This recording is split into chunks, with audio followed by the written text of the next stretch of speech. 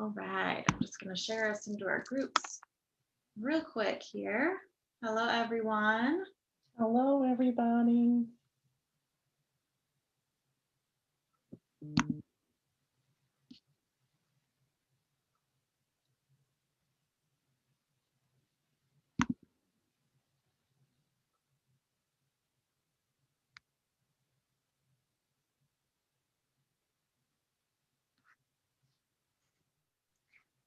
It's a little sluggish today. Actually, let me see if I can. Oh, there we go. There's one.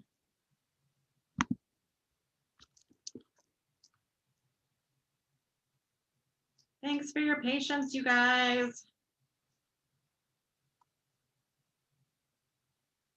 I wish there was a faster, easier way to do this. And I wish they would let you do it ahead of time, but they don't. No, they don't. Okay. 2 down, 1 to go.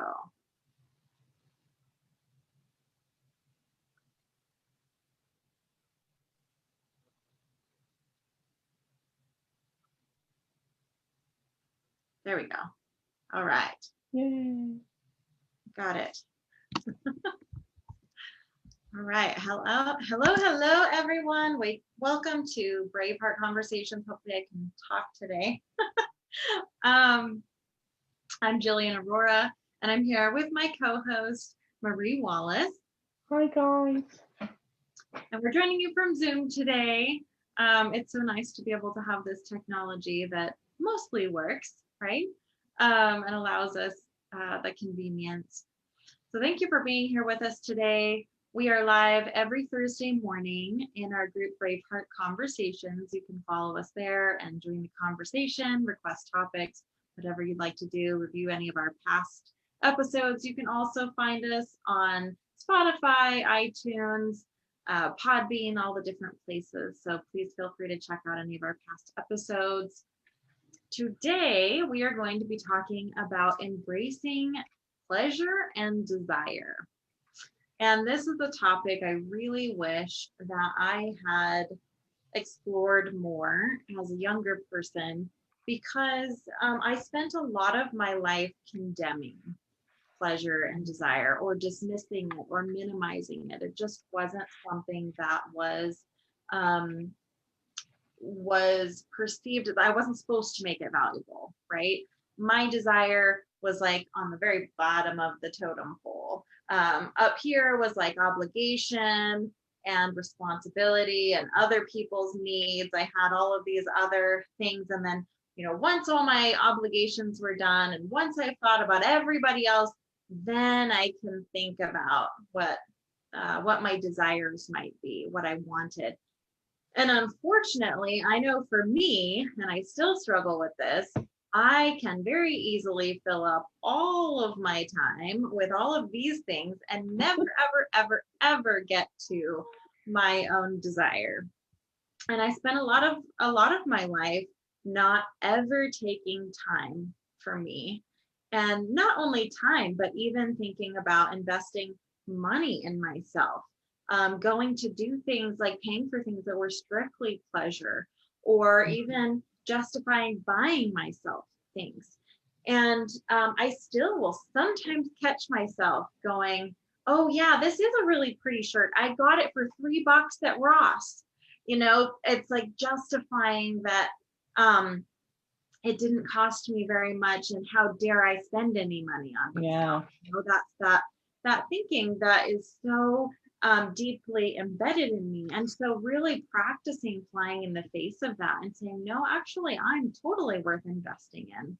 And when I'm full, and when I am fully embracing and validating my desires and the pleasure that I was born to have, right, then I'm actually able to meet all of these other things so much easier, and with a full heart, and with a cheerful spirit.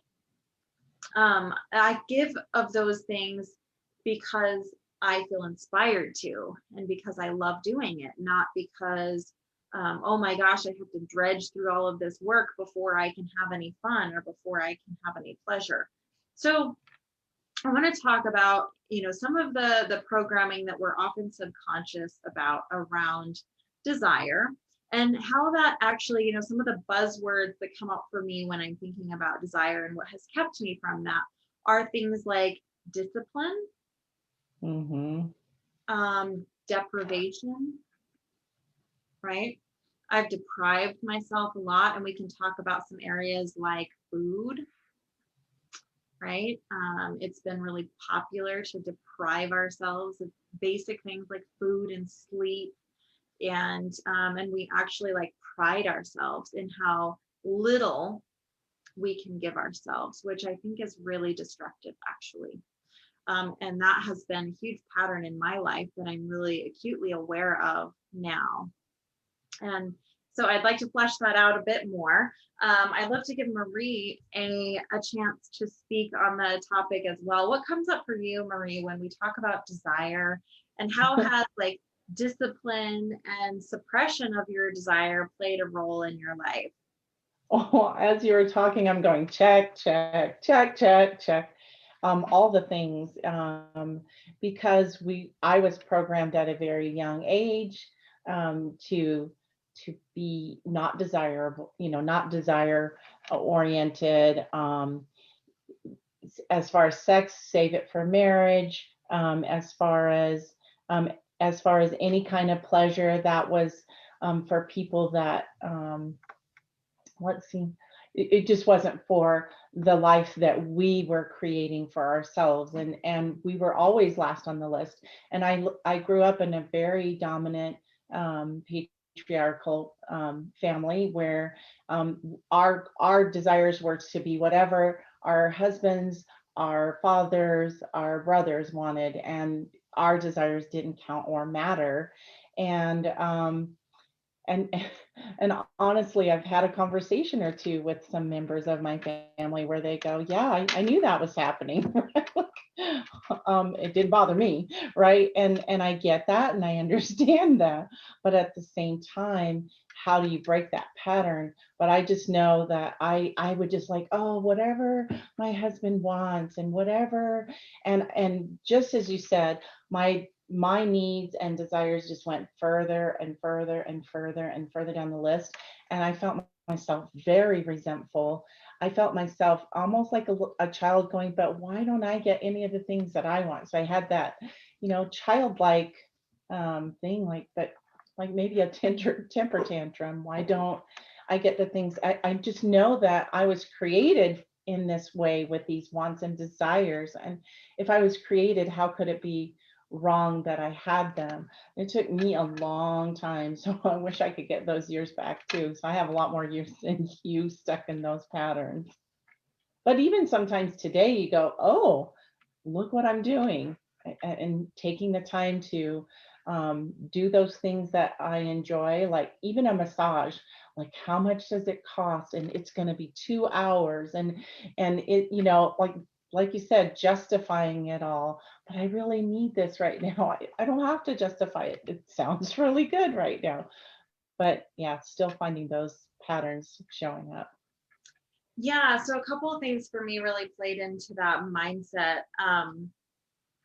I know like scarcity is a big part too. Like, oh, I don't have enough and I need to think about everybody else's needs first, or I need to think about all these responsibilities first. And so time scarcity and money scarcity were really big pieces of that. Like, no, you don't deserve to have your desires until you have enough money and you've done all of your work and your chores and all these Yeah. responsibilities. Work before play. Work before play always. And um the lie in that is that work is ever done. So I could spend the rest of my life working, working, working, never being officially done, and never really getting a chance to enjoy my life because I keep telling myself that I don't deserve to have fun and play until I have all of the work done, which is just a bullshit story.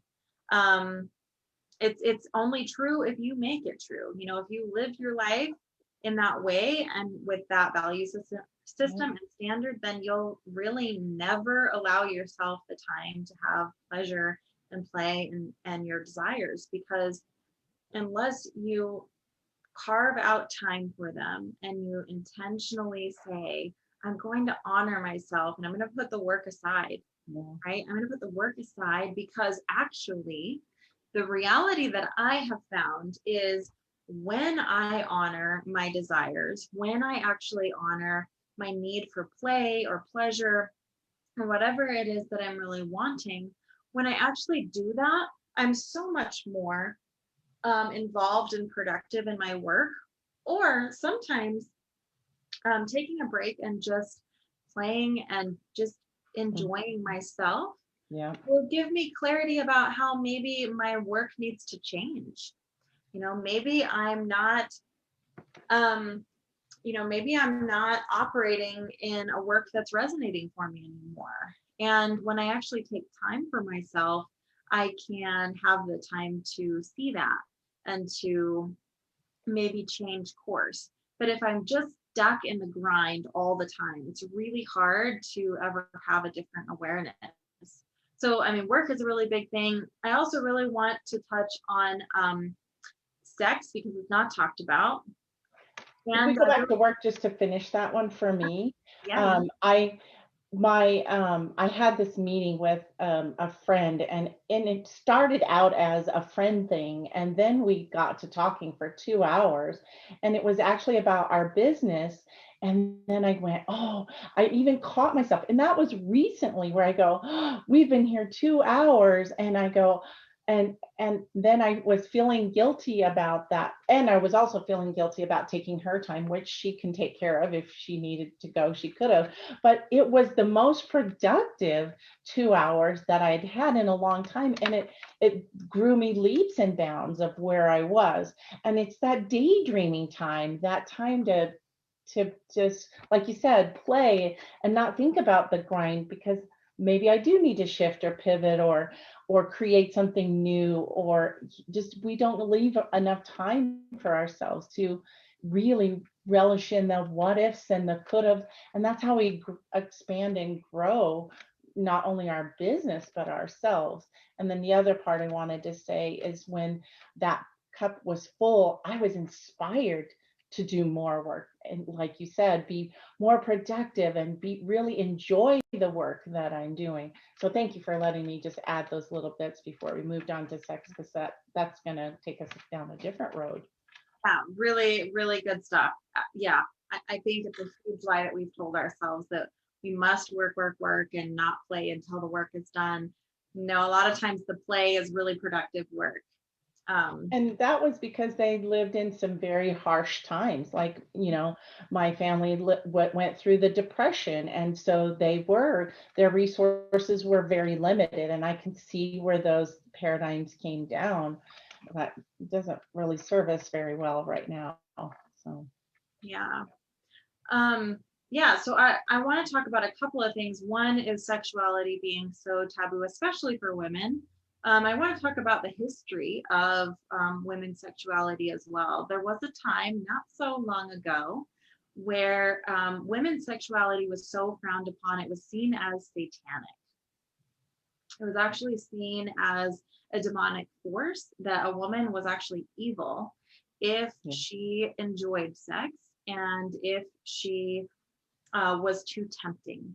And so I just want to acknowledge the deep ancestral trauma that still resides in our bodies from experiencing even death, because a lot of women were murdered for simply expressing sexuality. And so I want to acknowledge that there's a history there, and there is a deeper reason why we often shy away and judge ourselves for having um, just normal human sexuality, right? We make it a normal thing for men usually to be sexual beings. Like um, that was a deeply embedded programming for me, was that men were sexual, and so then, it was our job to manage their sexuality and to make sure that we weren't tempting them, and really taking a lot of the responsibility for their own thoughts and their desires and behaviors. It was really inappropriate. And then on our side of the street, really being told that being very controlled and having no desire was, the purest and best way to be a woman.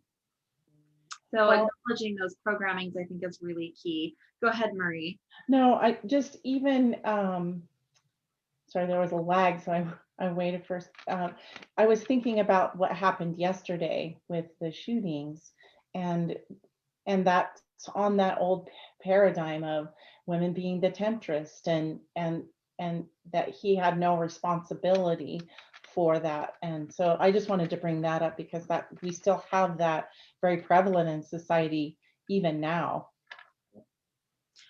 Yeah, it is. It's really, really prevalent. I grew up with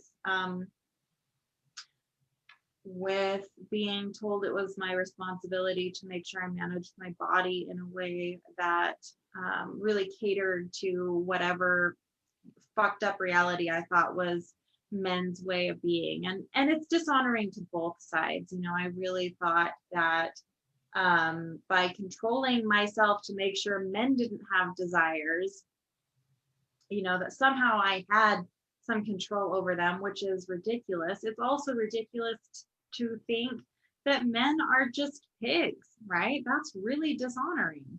It's really Yeah. dishonoring to reduce men to animals that can't control themselves.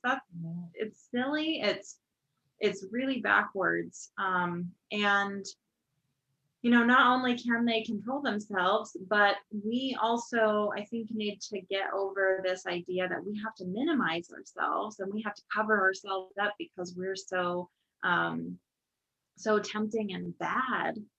Really, that's the message that we get, is that we're so bad. So we get to acknowledge that, yes, we have desires. They're not the same for everyone. And you don't have control over anybody else's desires.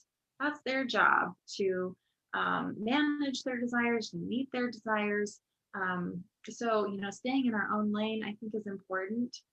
And Marie, do you have anything else to add to sexual desire piece? Just that, just to recognize that, back to that creative, we were created to be this desirous being, and recognizing those and taking out the shame, because there's sometimes a lot of shame involved when we're talking about our sexual thing, or not talking about our sexual things too, right? So sometimes the not talking of things has this shame component. If you were going to go there, you know, we can open that up. But it's okay to satisfy those desires as well as satisfy our own desires, which have been really ruled by a lot of religious rules and regulations on what's acceptable, what's not acceptable. And then also, we can probably go over this too, but just having that equal pleasure, because it was always, to me, always okay for the guy to have what he needed and everything, and they wouldn't wait for us, or you know what I mean, like just having equal amounts of pleasure, that it was okay for me to have that desire to want to be complete all the way through orgasm just as much as he was. And yeah, so yeah, I said that out loud. It needs to be said out loud. Thank you. It does. The perfect time to recommend the book to Pussy by Regina Thomasauer. It's a good book. Really great book.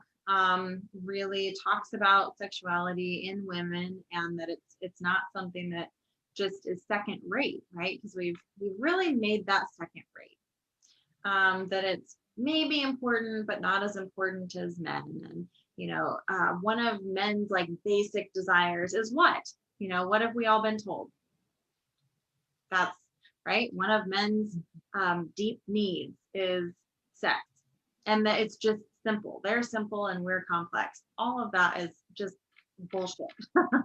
Um, We have those too. I'm a very sexual being. Although I do also want to address that sometimes shame comes up when, because I'm older, and and I know that there are problems that come up with that both for men and women.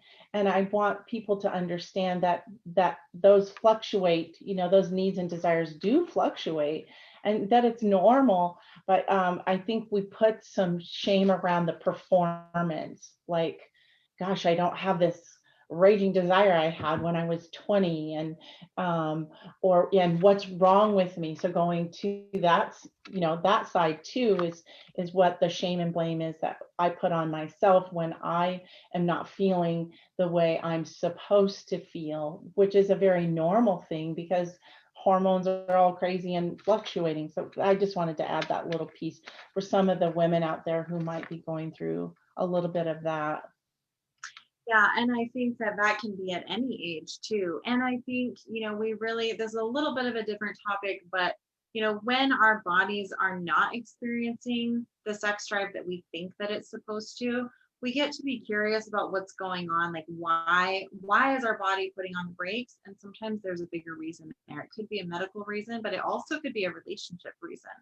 We like to put sex in a compartment, like, if the rest of our relationship has some issues, then we can just put that aside and be able to be intimate. And I just don't think we're wired that way. Our Right. bodies will sense if we are safe to be vulnerable, Yeah. and if we're not, then it will put the brakes on because it's serving us, right? It's Right. trying to do something that is loving for us, and sometimes that is saying no. I'm not open to being vulnerable with this person. So, we get to be a lot more honoring of our bodies and what it's asking for. Yeah, I only brought it up only because I do think there are some beliefs under that about either partner being able to perform, that Yep. something's wrong with them, and I just wanted to make it okay that fluctuation happens for all of it. Normal. Yeah, I used to think that I was broken, and I'd read all the, sex therapist books, or seek out information. And a lot of it was really harmful, actually. A lot of what is out there is just do it anyway, just force yourself. And I'm just like, no, don't do that. Listen to your body, and you're not broken. There's nothing wrong with you. So yeah, I don't want to spend all of our time No, on yeah, let's go. so No, I'm ready. okay, I want to make sure that we're able to talk about a few other portions of just this idea of discipline and deprivation is so opposite of honoring our desires. And we specifically do that in a couple of areas. Sexuality is one for sure.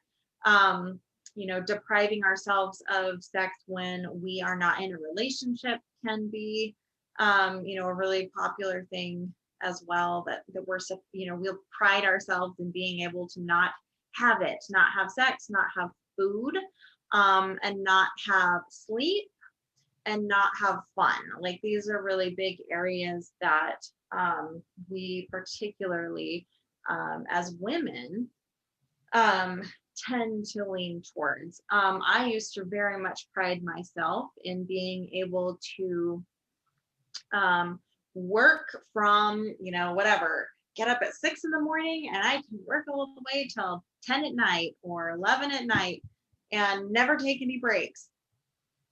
That is not something to be proud of anymore. Why am I proud of how little I can give myself? That's a pretty messed up.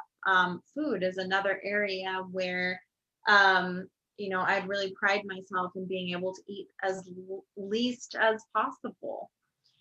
And what really changed my mindset in that arena is I competed in a bodybuilding competition, and it really rewired a lot of my thinking around food and deprivation. I had participated in cleanses and fasts, and a lot of those things revolved around eating very little or nothing, and being able to function with nothing. And what I learned, what I discovered as I really built my body is nourishment is really important. Like it's your fuel. And so I learned to eat a lot more, but learn how to master um, eating consistently, and um, eating a macro portion that was really supporting my body, um, and giving me the specific fuel that I needed. And I remember just being absolutely floored at times when I was eating close to 2,000 calories a day, not 200. I almost said 200,000, which would be really quite a feat. Days. Um, but 2,000 calories a day, where, my dieting brain would say, 1,200 calories a day, which is Yeah. really not going to support the average woman in what she needs just to, have her digestive system function and her eyelashes grow, and, the normal things that our bodies do. Like our body is a really beautiful machine. It does for us what we need to support our life, our being. And so to pride myself in giving my body less and less and less, and to be less and less and less. Yeah. Not Oh healthy. man, not healthy, and just sad looking back, really sad that I thought of myself that way. And I judged myself for having the fuel I needed, and I judged myself for needing too much, and I judged myself for taking up too much space. Which starts affecting us mentally and emotionally too. Hmm. Yeah. And so when I really changed that programming and I started fueling myself more, what was really interesting was I stopped worrying so much about my size and the space I took up and the needs that I had. And I started meeting those needs unapologetically. And instead of being worried about my size, I worried about my strength. And I got stronger, and it felt amazing to be stronger. And you don't get to be stronger without being unapologetic of meeting your needs and your desires. That was a huge lesson for me. Really, really huge lesson, not to need less. Yeah. Marie, do you have any experience in that department with food and dieting and deprivation in those areas as well? There's always a desire for more. I actually we had a lock on a refrigerator when I was growing up. And so um and we weren't allowed to have sweets or anything like that. And the ultimate goal was good, but it actually got me in that mode of it was bad and wrong to want or desire sweets or to want anything. And to this day I'm not a sweets person, which is actually kind of good for me. But I just remember as soon as I got out of the home, I was like, I my house was stocked with sweets. I never ate them, but it was interesting that I had them. And so then it caused a lot of the other suppression was working so hard that I didn't eat. I wouldn't eat till like 4:30. And then I ended up gaining weight because I wasn't eating. And it wasn't intentional at that time. It was just working too much and not filling myself or those needs. And then it came to, I also did I did a weightlifting competition, which is what a little different than the bodybuilding.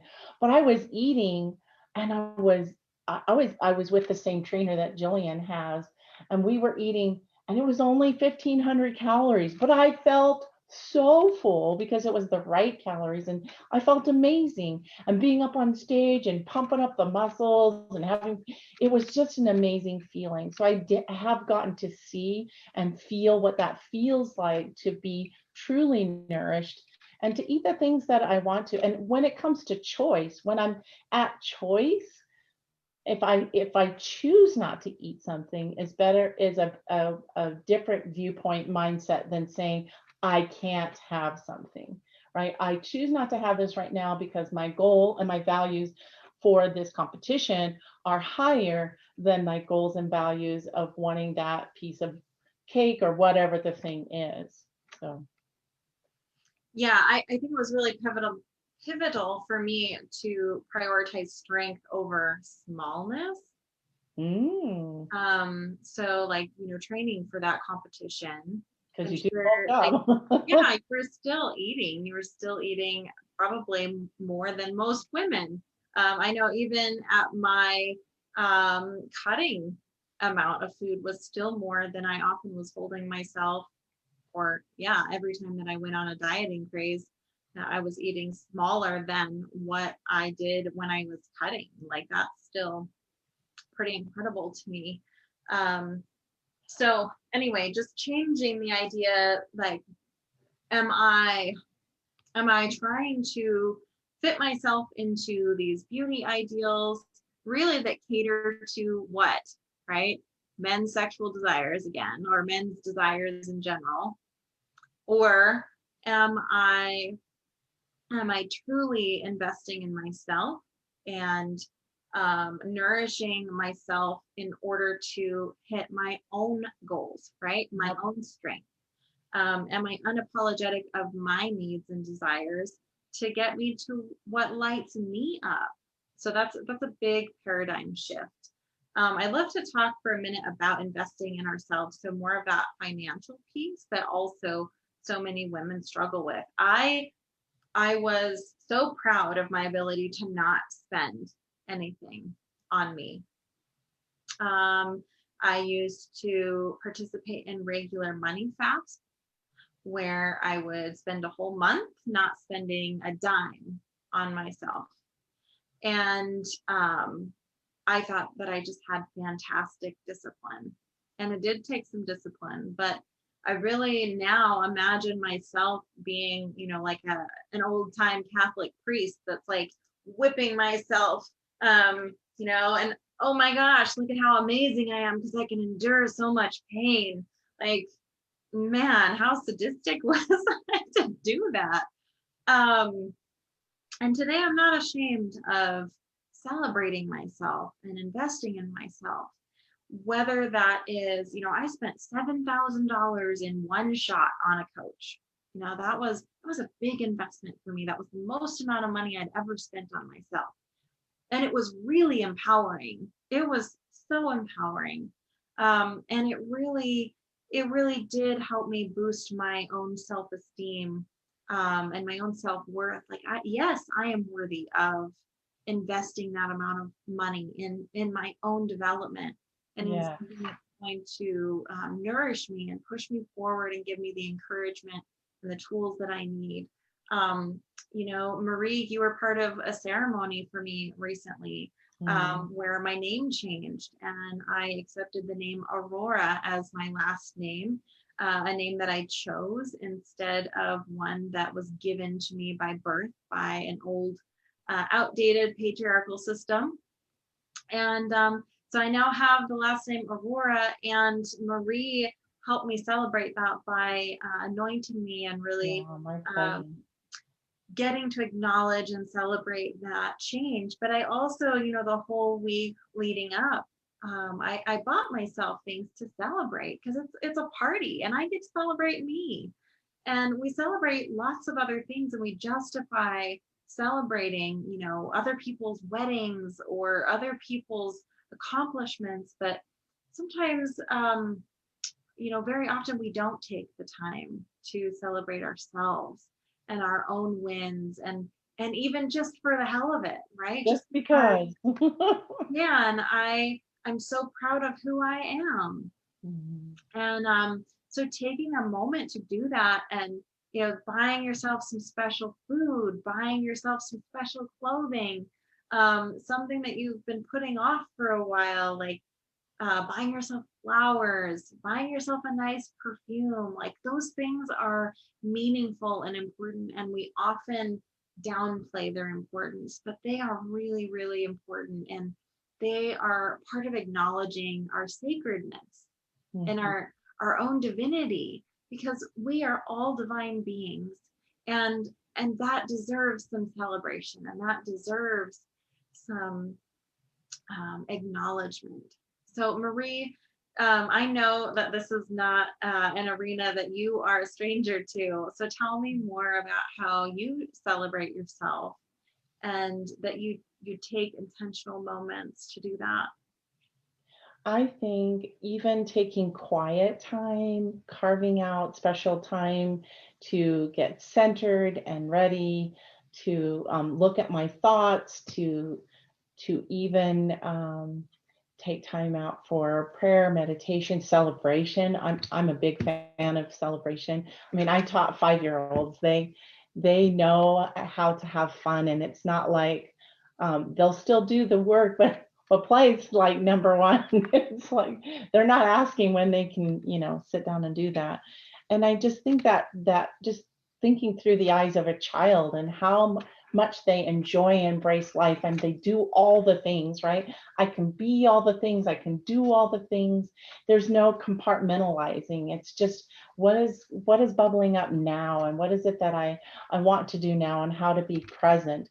Just being present with what's available and up for you right now. And it does light me up, and then I'm able to just give wholeheartedly to so many when I do that. And it's just nourishing. I'm on fire when that happens. See, even just talking about it gets me like, oh, this is so exciting. Uh, you know, a 2-hour massage. It took a little bit of time for me to say that was okay. But when you're done, you're going, oh, that was so loving. And to feel the nurturing of another person, it was like, oh, well, I need to do that more often. And so just, be curious. Like we always talk about, be curious, try it out, and see what happens. Yeah, yeah. Do we have any questions or comments? Because it's time to. No, actually, um, we got a comment that our link is not working. So Oh, I'm not sure. We'll have to figure that out once we tie it up. But okay. yeah, let's wrap up. So if you have any questions or feedback or comments, because it looks like we're not able to accept any online as we're going live, but we'd love to hear that feedback. So Yeah. if you would like to reach out to me, you can email me at defytheaverage@gmail.com, or you can reach out to Marie. Marie at mariesgold.com. Yeah, we love that. Yeah, we love getting any feedback from you, or requests for different topics, things that you'd like to really explore. You can find any of our past episodes in the Braveheart Conversations group. You can also find them on multiple podcasting platforms: Spotify, iTunes, Podbean. I know you can find our podcast on my website as well, jillianaurora.com. And we'd love to hear any of your feedback or your experience with our podcast. So please share. Yeah. Then next week, we are going to be talking about the difference between transactional love and true intimacy. Mm, So transactional love is not love. So we're mm. really excited for you to join that conversation with us next week, every Thursday morning. And with that, we all hope that you have a wonderful next week. Thank you guys so much.